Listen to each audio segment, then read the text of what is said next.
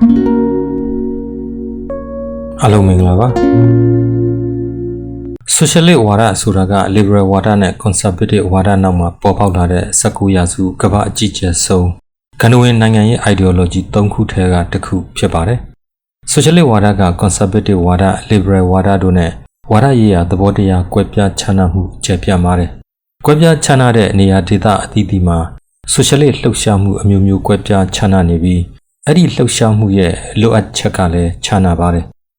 Socialist ဝါဒကသက်ဦးဆံမိုင်လည်းဖြစ်နိုင်ပါတယ် Democrat လည်းဖြစ်နိုင်ပါတယ်ကျားမတန်းတူညီမျှအခွင့်အရေးရရှိရေးမူဝါဒကနေအမျိုးသားရေးဝါဒထိ Socialist လှုပ်ရှားမှုတွေဟာသူ့ရဲ့ကွဲပြားခြားနားတဲ့ idea တွေနဲ့ပေါင်းစပ်သွားနိုင်ပါတယ် Socialist ဝါဒဟာအနက်ရှိုင်းဆုံးနိုင်ငံရေး theory တွေထဲကတစ်ခုအနေနဲ့ဖွံ့ဖြိုးကြီးထွားလာခဲ့တာဖြစ်ပါတယ်လက်တင်အမေရိကဆာဟာရာအာဖရိကအရှေ့အာရှနဲ့အရှေ့တောင်အာရှဒေသတွေကအချိုးမညီတဲ့အောင်မြင်မှုတွေကြောင့်အနောက်နိုင်ငံတွေမှာထူးထူးခြားခြားအောင်မြင်မှုမရခဲ့ပါ Socialist ဆိုတဲ့စကားလုံးကိုအဓိပ္ပာယ်အမျိုးမျိုးသုံးလို့ရတာကြောင့်ရှင်းရှင်းလင်းလင်းမရှိတဲ့စကားလုံးတစ်လုံးလို့ဆိုရမှာပါလက်တင်ဘာသာစကားကနေဆင့်သက်လာပြီးဝေမျှခြင်းပူးပေါင်းဆောင်ရွက်ခြင်းလို့အဓိပ္ပာယ်ထွက်ပါတယ်သို့တော့ဒီနေ့ခေတ်ကာလအထိလူတွေကအဓိပ္ပာယ်အမျိုးမျိုးနဲ့နှီးမျိုးစုံသုံးနှုန်းလာကြတာကြောင့်ဘာကိုဆိုလိုတာလဲဆိုတာမထင်မရှားဖြစ်နေပါပြီ Socialist ဆိုတဲ့စကားလုံးဟာနိုင်ငံရေးအတွေ့အခေါ်နိုင်ငံရေးလှုပ်ရှားမှုစီးပွားရေးစနစ်သို့မဟုတ်နိုင်ငံရေးစနစ်ဒါတွေကိုရည်ညွှန်းနေတာလို့နားလည်နိုင်ပါတယ်ကျွန်တော်အနေနဲ့အခုတင်ဆက်မှုမှာ Socialist ဆိုတဲ့အသုံးအနှုန်းကိုနိုင်ငံရေးသဘောတရားအယူအဆတစ်ခုအဖြစ်ရည်ညွှန်းသုံးနှုန်းသွားမှာဖြစ်ပါတယ်ဒီအယူအဆဟာအခြားနိုင်ငံရေးအယူဝါဒတွေဖြစ်တဲ့လူမှုဒီမိုကရေစီကွန်မြူနစ်ဝါဒတွေနဲ့နီးနီးကပ်ကပ်ဆက်ဆက်မှုရှိတဲ့နိုင်ငံရေးစကားလုံးတစ်ခုဖြစ်ပါတယ်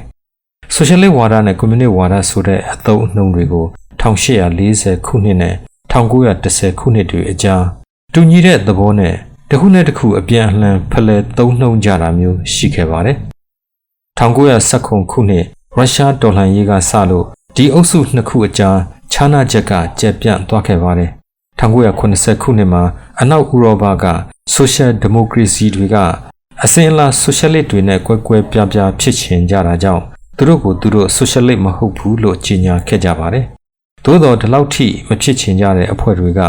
Democratic Socialist ဝါဒဆိုတဲ့အသုံးအနှုန်းကိုအသုံးပြုလာကြပါတယ်ဒီအခြေအနေမျိုးနဲ့အပြိုင်တစ်ဖက်မှာကွန်မြူနစ်ပါတီတွေကဆိုဗီယက်ပြည်ထောင်စုမှာကျင့်သုံးတဲ့နိုင်ငံရေးစနစ်ဖြစ်တဲ့ Socialist ဝါဒဆိုတဲ့ဝေါဟာရကိုသူတို့အတွက်သုံးစွဲဖို့ဆိုကန့်ကွက်စရာမလိုလိုလားလားလက်ခံတဲ့သဘောရှိကြပါတယ်အခုအချိန်ထိကွန်မြူနစ်ပါတီတွေကသူတို့စနစ်ကို Socialist လို့သုံးနှုန်းတာမျိုးရှိနေပါတယ်ဥပမာဆိုဗီယက်ပြည်ထောင်စုနဲ့သူ့ရဲ့မိတ်ဖက်နိုင်ငံတွေမှာသုံးနေတဲ့စနစ်ကိုတကယ်ရှိနေတဲ့ Socialist စနစ်လို့ခေါ်ကြပါတယ် Socialist ဝါဒနဲ့ကွန်မြူနစ်ဝါဒအတွင်းမှာလည်းခြားနားမှုတွေရှိနေပါတယ်အချို့ကအာဏာရှင်ပုံစံဗဟိုချုပ်ကိုင်မှုကိုလိုလားပါတယ်အချို့က Liberal ဆန်ပါတယ်အစိုးရမလို့တဲ့မင်းမဲ့ဝါဒဆန်တဲ့လူအဖွဲ့အစည်းမျိုးလိုချင်တဲ့အုပ်စုလည်းရှိနေပါတယ် Socialist အာဘော်တွေကိုအခုလိုအကျဉ်းချုပ်ဖော်ပြနိုင်ပါတယ်ဒန်းတူညီမျှမှုအစုအဖွဲ့စိတ်ဓာတ်ပူပေါင်းဆောင်ရွက်ခြင်းလူဒန်းစားနိုင်ငံရေးနဲ့ဘုံပိုင်ဆိုင်မှုတို့ဖြစ်ကြပါတယ်ဒန်းတူညီမျှမှုက Socialist တွေအလေးအနက်ထားဆုံး Socialist ဝါဒရဲ့အခြေခံအကျဆုံးကိုကျင့်တရားတန်ဖိုးဖြစ်ပါတယ် Socialist တွေအတွက်အရင်ရှင်စီးပွားရေးစနစ်ဆိုတာကသူ့ရဲ့မူလသဘာဝအရာမျှတမှုမရှိဖိနှိပ်ရာရောက်တယ်လို့မြင်ပါတယ်လူအဖွဲ့အစည်းတွေအကြားနိုင်ငံတွေအကြားဖြစ်ပေါ်လာရတဲ့ရလဒ်တွေမညီမျှမှုကိုဖြစ်ရှင်းနိုင်ဖို့အတွက် Liberal ဝါဒထဲဖွင့်ဆိုထားတဲ့ဒန်းတူညီမျှအခွင့်အရေးတရားမျှတမှုသီးခံခွင့်လွှတ်ခြင်းစသဖြင့်ဒီ Liberal တန်ဖိုးတွေနဲ့မလုံလောက်ဘူးလို့ Socialist တွေကဝေဖန်ကြပါတယ်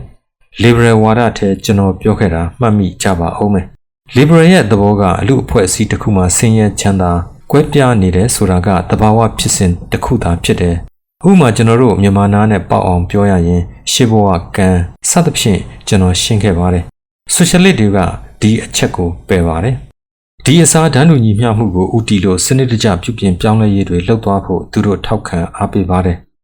ဤပြည်ထောင်စုမြန်မာနိုင်ငံတွင်လူချင်းခေါင်းပုံဖြတ်ခြင်းကင်း၍တရားမျှတမှုရှိသော Socialist စီးပွားရေးစနစ်ကိုတည်ဆောက်နိုင်မှသာလျှင်လူမျိုးမရွေးဘာသာမရွေးပြည်သူလူထုအပေါင်းသည်အစာဆင်းရဲခြင်းဒုက္ခ အဝတ်ဆင်းရဲခြင်းဒုက္ခအနေဆင်းရဲခြင်းဒုက္ခဥမမတောင့်သဖြင့်တိလမဆောင်နိုင်သောဒုက္ခအစရှိသည့်လူမှုဒုက္ခအပေါင်းမှလွတ်မြောက်ကြလျက်ကိုယ်စိတ်နှဖျားကျမ်းမာချမ်းသာကြမည်တာယာဝပြောသောလူပေါင်းတို့ရောက်ရှိနိုင်မည်ဟုယုံကြည်သည်မြန်မာဆိုရှယ်လစ်လမ်းစဉ်ပါတီကအတိတ်ပဲဖွင့်ဆိုခဲ့တဲ့အတိတ်ပဲဖွင့်ဆိုချက်တစ်ခုဖြစ်ပါတယ်ဖွံ့ဖြိုးတိုးတက်မှုကတကယ်တော့ရေရှည်တည်တံ့ခိုင်မြဲမှုမရှိဘူးဆိုရင်အသုံးမဝင်လှပါဒီလိုပဲသဘာဝပတ်ဝန်းကျင်ကာကွယ်ရေးဆိုတာကလည်းလောက်ကိုလောက်ရမယ်အရေးဖြစ်နေပါပြီ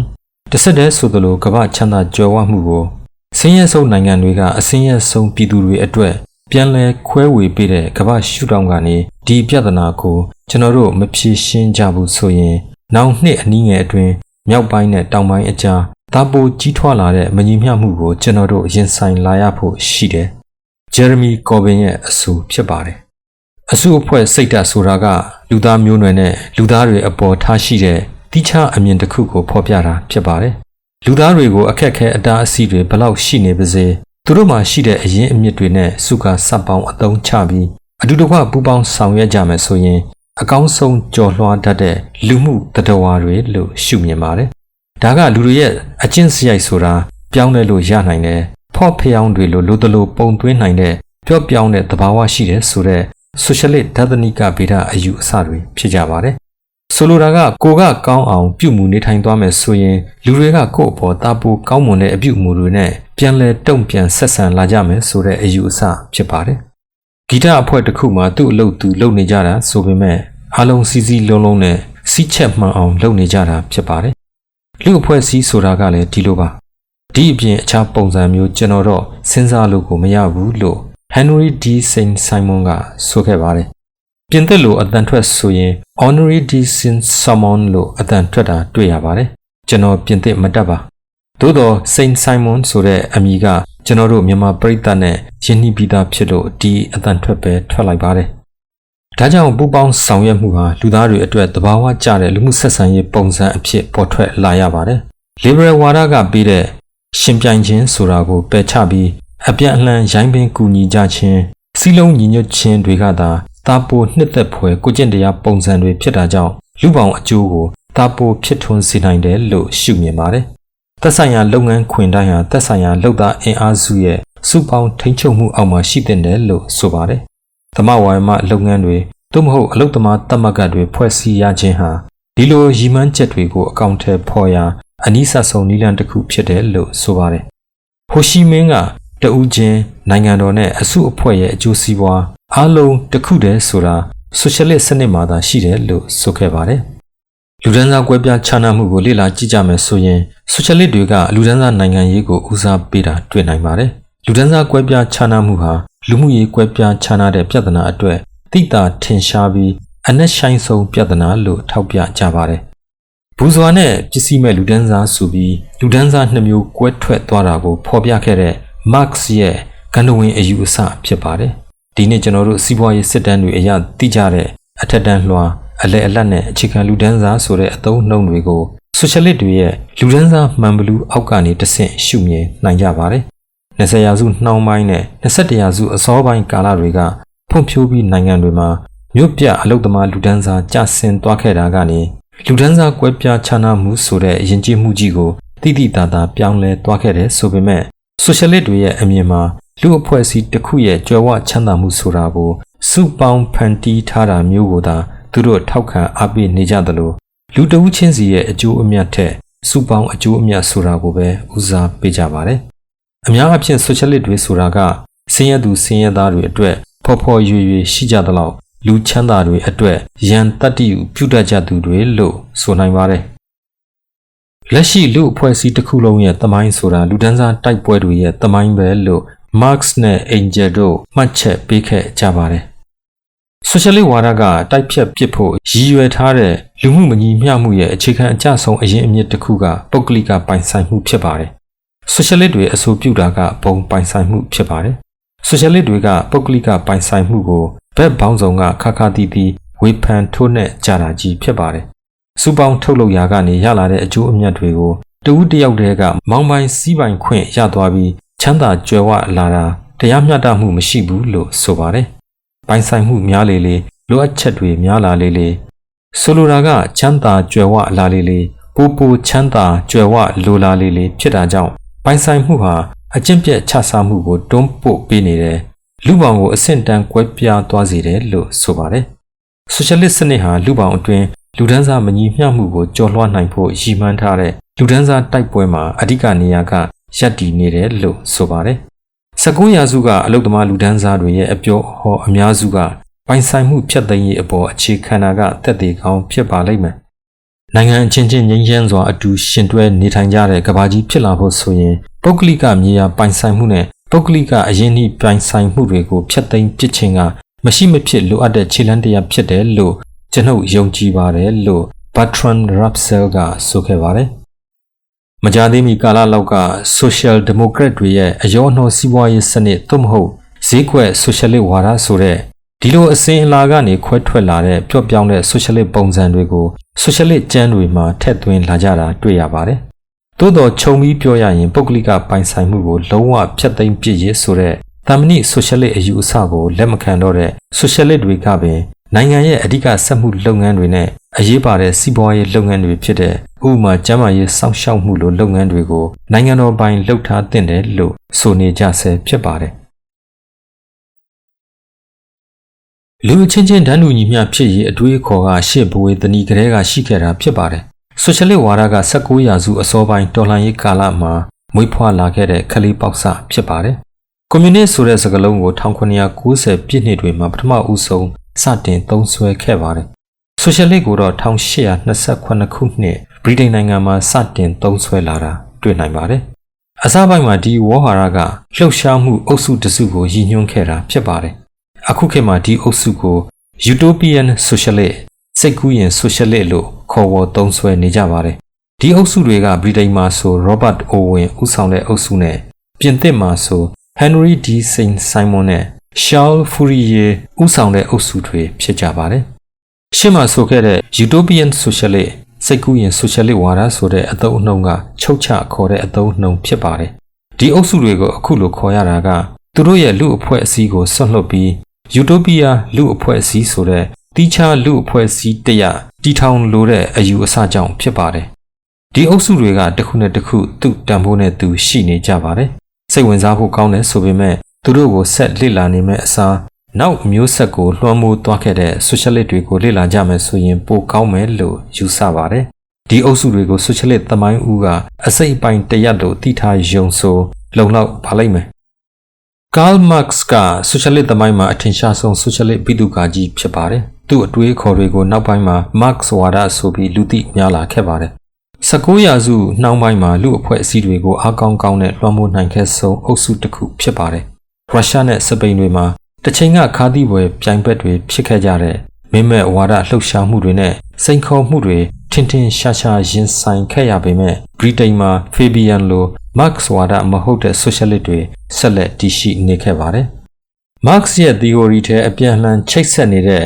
ရှုပ်ထွေးလွန်းလှတဲ့ဝေါ်ဟာရတွေနဲ့သဘောတရားတွေကကွန်ရက်တစ်ခုလိုပါဝင်နေပါတယ်။ဘာဖြစ်လို့လဲဆိုတော့ Marx ကကျွန်တော်တို့လူသမိုင်းတစ်လျှောက်လူပေါင်းတစ်ခုလုံးရဲ့အကျိုးစီးပွားကိုဆန့်ကျင်နေတဲ့စီးပွားရေးမညီမျှမှုလူမှုလူဒန်းစားတွေအကြားဆန့်ကျင်ဘက်သဘောနဲ့အပြန်အလှန်တုံ့ပြန်မှုတွေကနေပဋိပက္ခတွေအဖြစ်သို့တွန်းပို့နေတာတွေကိုလှည့်ကျင်းပစ်လိုက်မဲ့ theory တစ်ခုတိုးတက်ထွန်းကားလာဖို့ကြိုးပမ်းခဲ့တာကြောင့်ဖြစ်ပါတယ်။ဒီ theory ရလက်ရှိစနစ်ဖြစ်တဲ့အရင်ရှင်စနစ်ကြောင့်အရင်အနှီးတွေပိုင်ဆိုင်ထားတဲ့ဘူဇွာလူဒန်းစားနဲ့သူတို့ရဲ့လုပ်သားတွေဖြစ်တဲ့ပစ္စည်းမဲ့လူဒန်းစားအကြားပဋိပက္ခကိုလူဒန်းစားတိုက်ပွဲ class struggle လို့သတ်မှတ်ပေးခဲ့ပါတယ်။ဒီလူဒန်းစားနှစ်ရပ်အကြားကြီးထွားလာနေတဲ့ဝိရောဓိတွေကြောင့်အရင်ရှင်စနစ်ဟာနောက်ဆုံးမှာမလွဲမသွေပြတ်သုံးပြောက်ခွဲသွားရမယ်။ပစ္စည်းမဲ့လူဒန်းစားတွေကအရင်ရှင်နိုင်ငံတော်ကိုအာဏာသိမ်းပိုက်လိုက်မယ်လို့ဟောကိန်းထုတ်ခဲ့ပါတယ်။သူတို့တွေကလူဒန်းစားကွဲပြားမှုမရှိပုဂ္ဂလိကပိုင်ဆိုင်မှုမရှိတဲ့လူအဖွဲ့အစည်းတစ်ခု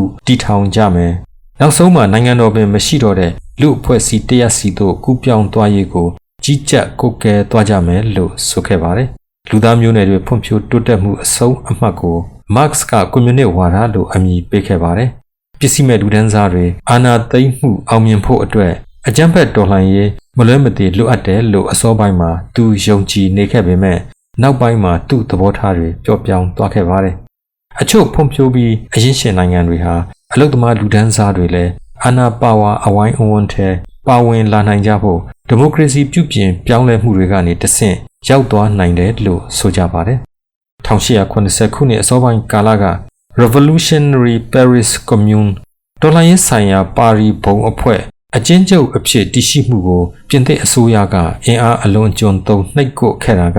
အဓိကအချက်ဖြစ်ပါတယ်။ဒီနောက်ပိုင်းမှာလက်ဝဲဝါဒီတွေရဲ့ဒေါ်လာရင်းအတွေးအခေါ်တွေတာပိုအစွန်းရောက်သွားခဲ့ပါတယ်။19ရာစုနှောင်းပိုင်းမှာဆိုရှယ်လစ်အတွေးအခေါ်တွေကိုဖွံ့ဖြိုးပြီးကမ္ဘာနိုင်ငံအများစုမှာလိုက်နာကျင့်သုံးကြတာတွေ့ခဲ့ရပါတယ်။နိုင်ငံတကာဆိုရှယ်လစ်ဝါဒစတင်ပုံပေါ်လာခဲ့ပါတယ်။နိုင်ငံတကာအလုပ်သမားများအသင်းက1864ခုနှစ်ကစလို့ပထမဦးဆုံးနိုင်ငံတကာလှုပ်ရှားမှုတစ်ခုဖြစ်လာပါတယ်။မတ်စ်ဝါဒီတွေနဲ့မင်းမဲ့ဝါဒီတွေအကြားအားပြိုင်မှုကြောင့်1884ခုနှစ်မှာပြိုလဲသွားခဲ့ရပါတယ်။1884ခုနှစ်မှာမတ်စ်ဝါဒီအများစုပါဝင်တဲ့ဒုတိယနိုင်ငံတကာအဖွဲ့ကြီးနဲ့အစားထိုးခဲ့ပါတယ်။ဒီအဖွဲ့ဟာ1880ခုနှစ်နဲ့1910ခုနှစ်အကြားမှာအဖွဲ့ဝင်နိုင်ငံတွေတိုးတက်လာရတဲ့အထိအောင်မြင်မှုတွေရလာခဲ့ရုံမကအဖွဲ့ဝင်နိုင်ငံတွေဟာလက်တွေ့ကြကြထိထိမိမိရှိလာတဲ့နိုင်ငံရေးမဟာမိတ်တွေဖြစ်လာကြပါတယ်။ဆိုရှယ်လစ်ပါတီတွေကရေဘူးရအဖြစ်အရွယ်ရောက်ပြီးသူအမျိုးသားအမျိုးသမီးတိုင်းတန်းတူညီမျှမဲပေးပိုင်ခွင့်ရှိတဲ့လူတိုင်းမဲပေးပိုင်ခွင့်အတွက်တိုက်ပွဲဝင်ကြပါတယ်။ဥရောပမှာအလုပ်သမားလူဒန်းစားတွေများလာတာနဲ့အမျှအလုပ်သမားတွေကစိတ်ချယုံကြည်ရတဲ့တက်ကြွတဲ့ဆိုရှယ်လစ်မဲဆန္ဒရှင်တွေဖြစ်လာကြပါတယ်။သို့သောဒုတိယနိုင်ငံတကာအဖွဲ့ကြီးဟာပထမကမ္ဘာစစ်ကြောင့်တစစီပြိုကွဲပျက်စီးသွားခဲ့ရပါတယ်။ဆိုရှယ်လစ်တွေနဲ့ဆိုရှယ်ဒီမိုကရက်ပါတီတွေကစစ်ရေးစစ်ရာမှာသူတို့နဲ့သက်ဆိုင်ရာနိုင်ငံတွေဘက်ကနေကြောထောက်နောက်ခံပြုလာခဲ့ရကနေတစ်ဖက်နဲ့တစ်ဖက်ရန်သူတွေဖြစ်လာခဲ့ပါတယ်။တစ်ချိန်တည်းမှာ1883ခုနှစ်မှာမတ်စ်ကွယ်လွန်သွားခဲ့တဲ့အခါဂန္ဓဝင်မတ်စ်ဝါဒလည်းညီကုန်းချုပ်သွားခဲ့ရပါတယ်။ဒီတော့မတ်စ်ရဲ့မူရင်း theory တွေကိုထိမ့်သိမ်းထားလိုကြတဲ့ရှေးရိုးဆွဲမတ်စ်ဝါဒီတွေနဲ့ရေဘူးရအဖြစ်တော်လှန်ရေးကိုအလျှော့မပေးလိုကြတဲ့တော်လှန်ရေးသမားတွေဖြစ်တဲ့မတ်စ်ဝါဒီတော်လှန်ရေးသမားတွေအကြားအငင်းပွားမှုတွေဖြစ်ခဲ့ပါတယ်။မတ်စ်ဝါဒီတော်လှန်ရေးသမားတွေကမတ်စ်ရဲ့အတွေးအခေါ်တွေကိုစင်ကဲပြောင်းလဲယူပြီးပြန်လည်ပြုပြင်ပြောင်းလဲရေးသမားတွေရဲ့လားရဘက်အတိုင်းပြန်လှန်သုံးသပ်လိုသူတွေဖြစ်ကြပါတယ်။ဒီလိုပြန်လှန်သုံးသပ်လိုသူတွေအထက်ထင်ရှားဆုံးကဂျာမန်လူမှုဗေဒပညာရှင်Edward Bernstein ဖြစ်ပါတယ်။သူက19ရာစုနှောင်းပိုင်းအပြုသဘောဆောင်လာတဲ့စီးပွားရေးဖွံ့ဖြိုးတိုးတက်မှုတွေဟာကနဦးဆိုရှယ်လစ်ဟောကိန်းတွေနဲ့ဆန့်ကျင်ဖီလာဖြစ်နေတာကြောင့်ငြိမ်းချမ်းတဲ့ပြုပြင်ပြောင်းလဲရေးလမ်းကြောင်းနဲ့ဆိုရှယ်လစ်စနစ်ကိုပြန်လည်တည်ဆောက်ရမယ်လို့ဇော်တကတက်ခဲ့ပါတယ်။သို့သော20ရာစုအစောပိုင်းမှာဆိုရှယ်လစ်သမိုင်းကမိမောင်းထိုးပြတာတွေကဂျာမနီကနေဝေးသွားခဲ့ပါတယ်။ဆိုလိုတာကဆိုရှယ်လစ်ဝါဒဆိုတာကဂျာမနီကမတ်စ်နဲ့အင်ဂျယ်တို့ကနေမွေးဖွားလာခဲ့တယ်ဆိုပေမဲ့ဆိုရှယ်လစ်ဝါဒတကယ်ထွန်းကားသွားတာကဂျာမနီအပြင်ဘက်မှာဖြစ်ပါတယ်။ဥပမာရုရှား၊အော်စတြီးယား၊ပြင်သစ်နဲ့နောက်မှာတရုတ်တို့ဖြစ်တယ်လို့ဆိုလိုတာဖြစ်ပါတယ်။ရုရှားအင်ပါယာကြီးကမဖွံ့ဖြိုးသေးတဲ့စက်မှုအခြေခံအလုပ်သမားလူဒန်းစားတွေရဲ့မြို့ပြအလုပ်သမားလူဒန်းစားတွေရဲ့နဲ့ဆိုရှယ်လစ်တော်လှန်ရေးအတွက်အဖြစ်မရှိတဲ့ကိုယ်စားလှယ်လောင်းတအုပ်အဖြစ်အချိန်အတော်ကြာသည့်ထိရှိနေခဲ့ပါတယ်။1903ခုနှစ်မှာမတ်စ်ဝါဒီရုရှားတော်လှန်ရေးအုပ်စုတိတိကွေကွေလေးထဲဘောလ်ရှီဘစ်နဲ့မင်ရှီဘစ်ဆိုပြီးအုပ်စုနှစ်ခုကွဲထွက်သွားပြန်ပါတယ်။ဘောလ်ရှီဘစ်တွေကိုနောက်မှာလီနင်လို့ထင်ရှားကြော်ကြားလာသူဗလာဒီမာအီလီယက်ရှ်အူလီယာနော့ဖ်ကဦးဆောင်ပါတယ်။လီနင်ကလီနင်ဝါဒသို့မဟုတ်ဘောလ်ရှီဘစ်ဝါဒလို့ခေါ်တဲ့မတ်စ်ဝါဒမူကွဲတစ်ခုကိုစိတ်ကူးပုံဖော်ခဲ့သူဖြစ်ပါတယ်။လီနင်ကမတ်စ်ဝါဒသီအိုရီထဲအရေးကြီးတဲ့ဖြစ်ဆွဲမှုတွေလုပ်ခဲ့ပါတယ်။ဘင်ဂတ်ပါတီရဲ့